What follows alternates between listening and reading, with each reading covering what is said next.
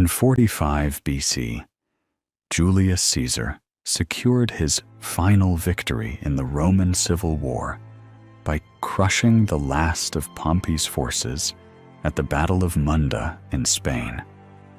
With that decisive win, he became the undisputed ruler of Rome and was granted the title Dictator Perpetuo, dictator for life. Still, a few of his enemies remained at large. One of them was Sextus Pompey, the son of Pompey the Great, who had taken control of Sicily. At the time, Sicily was essential to Rome. It served as the Republic's primary source of grain, and whoever controlled the island held a significant advantage in Roman politics. Even so, Caesar was not eager to begin another war. He hoped to negotiate with Pompey's son and resolve the conflict peacefully. That possibility was not entirely out of reach, especially since Rome was not facing an urgent grain shortage. Thanks to Caesar's close alliance with Cleopatra, the Queen of Egypt, the fertile Nile Delta was supplying Italy with ample grain. This ensured the capital's food supply remained secure. Caesar stayed in Rome, focusing on consolidating his power and preparing for a massive new military campaign, this time against the Parthian Empire. His popularity among the Roman people was immense. It was bolstered by generous distributions of money and grain, extravagant public games funded by the state, and a widely applauded move to cancel overdue rent payments on housing in the capital. He also made sure not to neglect the soldiers who had stood by his side through 13 grueling years of warfare, first in Gaul and then in the Civil War. Some of his army was discharged, and veterans were rewarded with generous land grants in regions such as North Africa, Spain, Greece, and Pannonia. The younger, more battle-hardened legions were kept in reserve. These were the troops Caesar intended to lead in his future campaign against Parthia. These actions solidified his control over the military and deepened the personal loyalty his soldiers felt toward him. To further weaken the traditional senatorial aristocracy, especially the conservative Optimate faction, Caesar expanded the Senate dramatically. He added a large number of new members from the provincial elites in Spain, Sicily, Narbonese Gaul, and North Africa. Many of his former military commanders, legates, and officers who had served under him were also elevated to senatorial rank. As a result, the Senate grew from 300 to 900 members. For Caesar, this was not merely a numbers game. He aimed to transform the Senate into a loyal political instrument and a means to extend his influence over the provinces. These new senators were expected to support him unconditionally. At least, that was the plan. But Caesar's unchecked power and sweeping reforms were causing growing unease among Rome's aristocracy. This was especially true for former supporters of Pompey and members of the Optimate faction, who saw Caesar not as a reformer, but as a potential tyrant. Many suspected that he aimed to destroy the Republic and seize absolute power. Accusations that he intended to establish a monarchy became increasingly common in Rome. That was a deadly, serious charge. Romans took immense pride in the fact that, back in 509 BC, they had overthrown their last king, Tarquin the Proud, and founded the Roman Republic. Since then, the very word rex, king, had almost become a curse.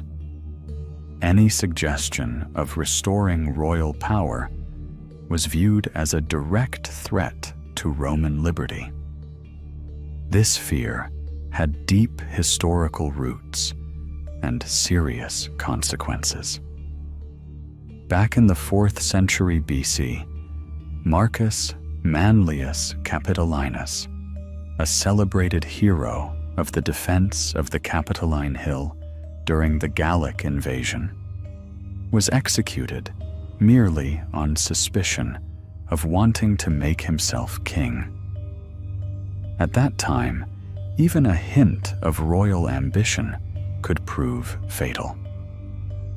Yet Caesar, whether intentionally or not, was giving the Roman people more and more reasons to believe that he aspired to kingship. He was granted another honorary title, Pater Patria, Father of the Fatherland. Public ceremonies were held in his name. Sacrifices were offered, and grand games and theatrical performances were staged in his honor. To many, this no longer seemed like homage to a respected statesman. It looked like the treatment of a monarch. During Senate sessions, Caesar abandoned the traditional curule chair and instead sat on a lavish, high-backed seat adorned with gold and ivory. Most likely, this was due to his chronic back pain. He was 55 years old, and decades of military campaigning had taken a toll on his body. Still, his enemies seized on the symbolism, claiming he had already taken to a throne. The suspicion only deepened due to Caesar's attire. He frequently wore a purple triumphal robe, red boots, and a golden laurel wreath. Not just during triumphs, but in daily life. To his opponents, these garments closely resembled royal dress and a crown. It's difficult to determine his motivation. The historian Suetonius suggested that the laurel wreath served to hide his baldness, which reportedly embarrassed him. At one Senate session, Caesar failed to rise in greeting as custom demanded. This may have been due to physical discomfort, but many interpreted it as a deliberate display of arrogance, a royal-like disdain for Republican tradition. Further inflaming fears were rumors of his relationship with Cleopatra, the Egyptian queen. Whispers circulated that Caesar planned to marry her in defiance of Roman law, move the capital to Alexandria, found a Hellenistic-style monarchy, and name their son, Caesarion, as his heir. It's difficult to determine how much truth there was in these claims, but the damage to public perception was already done. Given the powers he already held as dictator for life, taking the title of king would have made little legal difference. It would have been mostly symbolic. But Caesar's silence in the face of these provocations made it easier for many to believe the rumors weren't entirely unfounded. One of the most notorious scandals erupted when a royal diadem was placed on a statue of Caesar. The people's tribunes, Gaius Epidius Marulus and Lucius Cessatius, Flavus, discovered the golden diadem on Caesar's statue in the Forum and immediately ordered it removed. Since the diadem was a symbol of both Jupiter and monarchy, the gesture caused a major public uproar. Tensions escalated even further on January 26th, when, during a journey along the Appian Way, several people in the crowd called out to Caesar, hailing him as Rex, king. Caesar deflected with clever wordplay, replying, "Non sum Rex," said Caesar. "I am not a king, but Caesar," playing on the fact that Rex was both a title and a cognomen. Still, the tribunes ordered the arrest of the man who had first shouted the word Rex. Caesar responded harshly. He accused the tribunes of stirring up opposition, stripped them of their offices, and expelled them from the Senate. The move shocked many, as the position of tribune was considered sacred, and the tribunes themselves were traditionally untouchable. The decision damaged Caesar's reputation among the plebeians. The final and most alarming signal came during the festival of Lupercalia on February 15th, 44 BC. In front of a large crowd, Mark Antony, Caesar's co-consul at the time, approached him and attempted to place a diadem on his head, saying, "The people offer this to you through me." The crowd's reaction was muted, and Caesar refused. Antony tried again and again. Caesar continued to decline. Finally, Caesar took the diadem, but immediately offered it to the temple of Jupiter, declaring that only Jupiter had the right to be king of the Romans.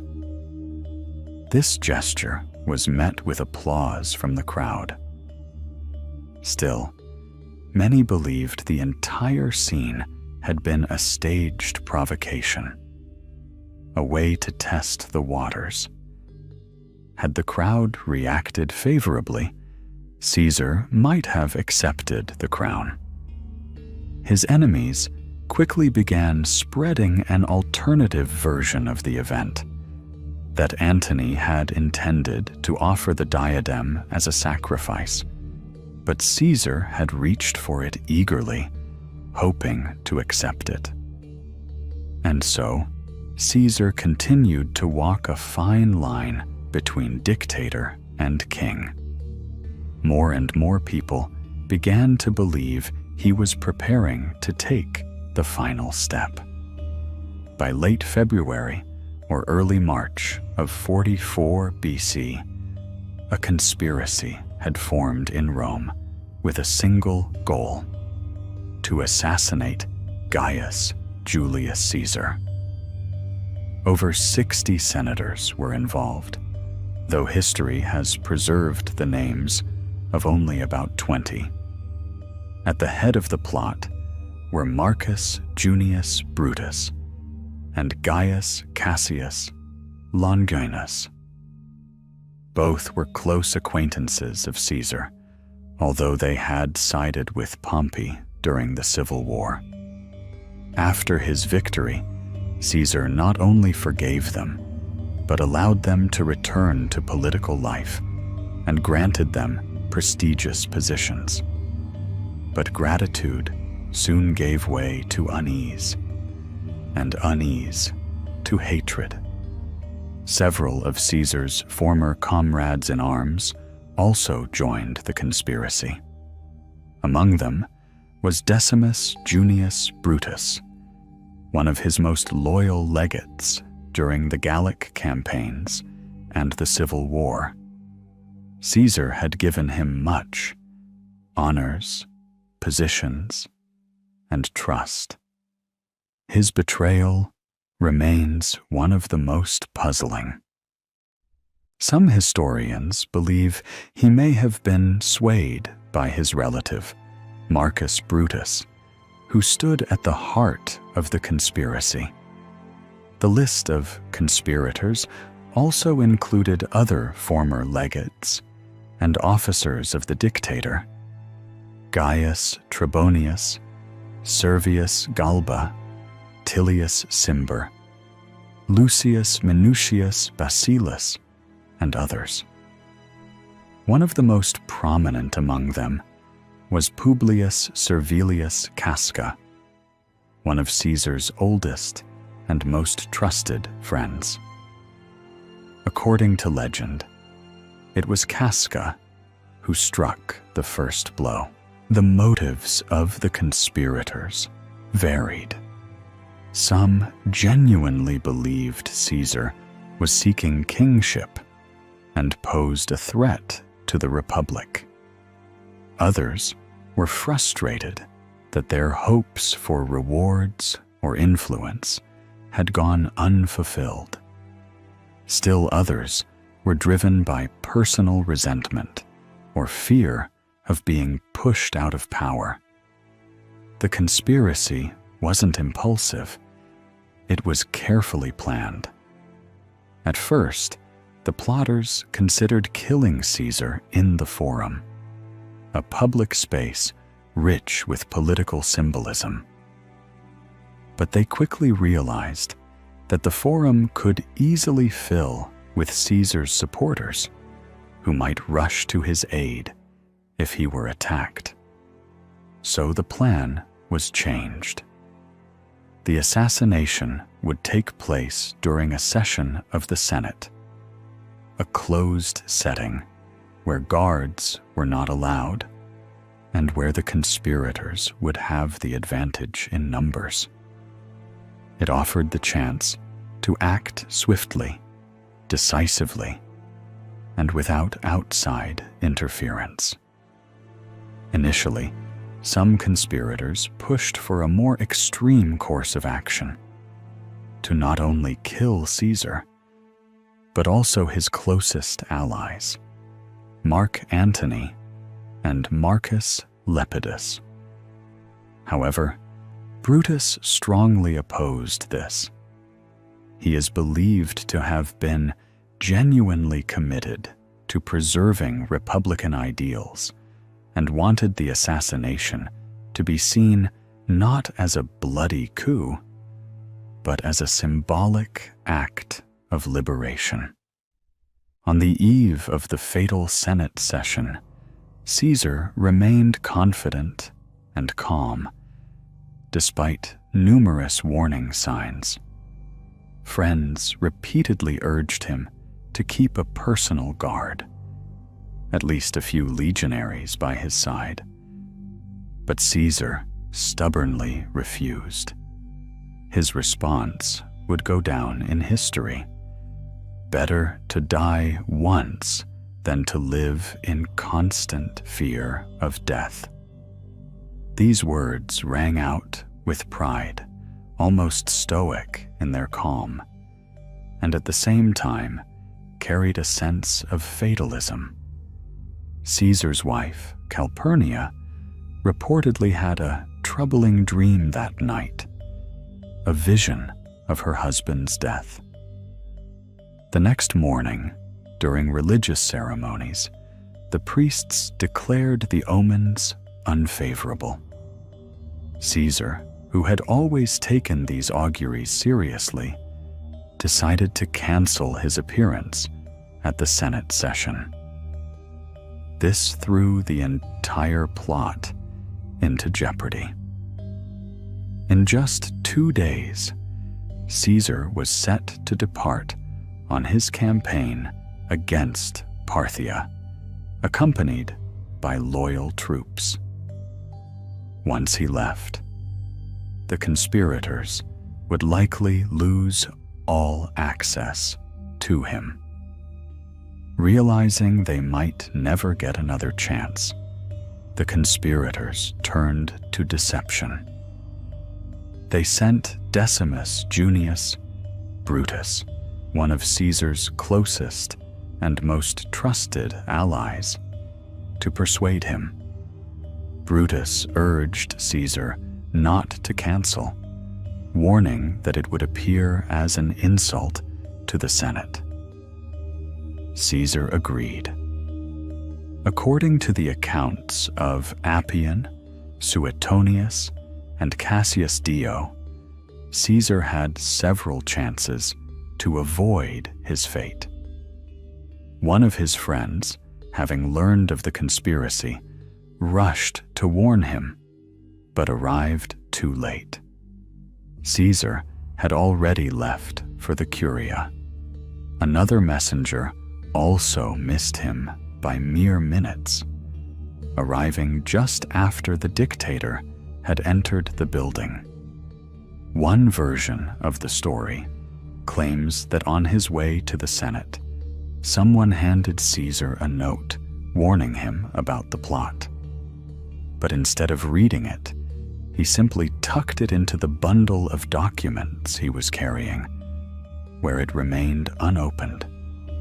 Even earlier, as Plutarch recounts, a well-known soothsayer had warned Caesar, "Beware the Ides of March," that is, March 15th.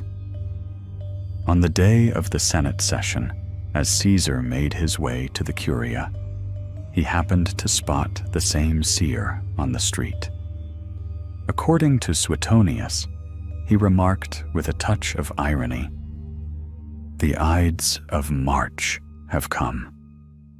To which the seer calmly replied, "Yes, but they have not yet passed." The signs had been more than clear, but fate had already made its choice. That day, the Senate session was not held in the usual Curia, which was closed for renovations, but in the theater of Pompey. The symbolism was grimly ironic. It was beneath the statue of Pompey, Caesar's greatest rival in the civil war, that Caesar's own end would come. The conspirators gathered in the theater ahead of time, waiting for the dictator to arrive. Mark Antony arrived before him. Strong and physically imposing, Antony was known not only as a politician, but also as a seasoned soldier. His presence made the conspirators uneasy. Though they had numbers on their side, they feared Antony might intervene, disrupt the plan, or give Caesar a chance to escape. To neutralize the threat, Gaius Trebonius, a fellow soldier and trusted ally of Antony, approached him under the pretense of a private and urgent conversation. He led Antony outside and deliberately delayed him in the street. Antony suspected nothing. Meanwhile, Caesar entered the chamber. He took his seat of honor at the head of the Senate, directly beneath the statue of Pompey. One of the conspirators approached with a request, supposedly asking Caesar to allow his exiled brother to return. As he came closer, he suddenly grabbed Caesar by the toga.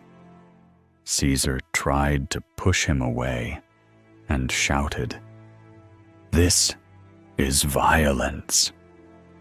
At that moment, Publius Servilius Casca struck the first blow with a dagger.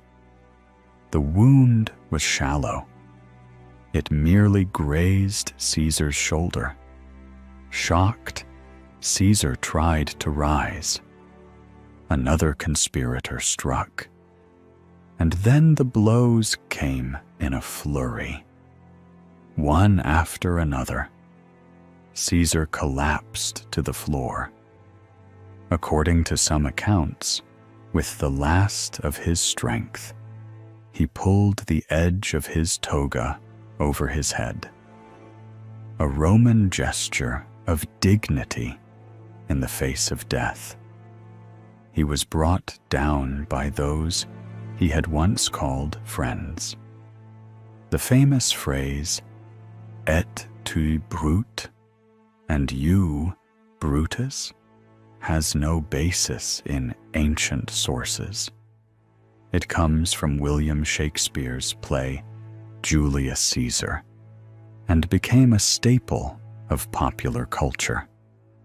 Shakespeare loosely adapted a version of Caesar's last words found in Suetonius, who claims Caesar, seeing Brutus among the attackers, exclaimed in Greek, "Kai su, teknon," "You too, my child." However, scholars consider this detail highly unreliable for several reasons. Plutarch, by contrast, writes that Caesar simply groaned and said nothing at all. 23 stab wounds were counted on Caesar's body, but only one, likely inflicted by Casca, proved fatal. Of the more than 60 conspirators, only a small number actually took part in the attack itself. Gaius Julius Caesar did not die at the hands of enemies, but by those he had pardoned, promoted, and considered friends. After the assassination, the conspirators hoped the people would welcome them as liberators of the Republic. They believed that their act would be seen as a noble sacrifice for the sake of Roman freedom. But reality turned out to be very different. The public reaction was the opposite of what they had expected. Most Romans did not support the assassins. On the contrary, a wave of mourning swept through the city. Caesar was genuinely grieved. To many, he wasn't a tyrant, but a leader and a reformer who cared for the common people, the veterans, and the state. And now he lay dead, killed by the very men he had once raised to power. The climax came with Mark Antony's funeral speech. He was not only Caesar's political ally, but also his co-consul and close friend. Speaking before the crowd, Antony held up Caesar's blood-stained toga and described in vivid detail every blow, every wound, and every betrayal. Then he read Caesar's will, in which the fallen dictator left a large portion of his estate to the people, a monetary gift for every citizen, and public access to his gardens on the right bank of the Tiber. The crowd erupted with emotion. Grief and fury merged into a powerful wave of outrage. No longer did the people see the conspirators as defenders of the Republic. They saw only murderers. Panic swept through the city, and riots broke out in the streets. Caesar was not buried in the family tomb of the Julii.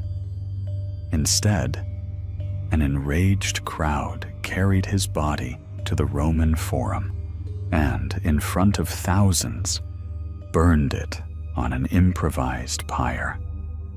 People threw branches, furniture, clothing, anything they could find, into the flames. It was more than a burial. It was the people's farewell to their leader. Afterward, the conspirators were forced to flee the city. They received none of the support they had so confidently expected. Some escaped to the provinces. Others tried to rally the backing of the army. But Rome had already made its choice.